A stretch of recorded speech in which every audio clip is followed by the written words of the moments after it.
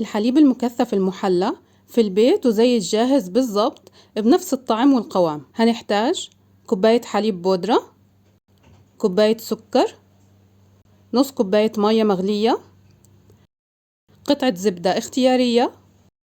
حنضرب المكونات مع بعض في الخلاط.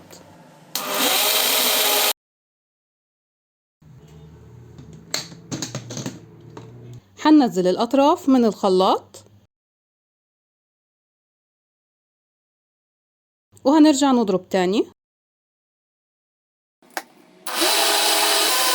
وهيك بيكون جاهز معنا الحليب المكثف المحلى. حنصبه.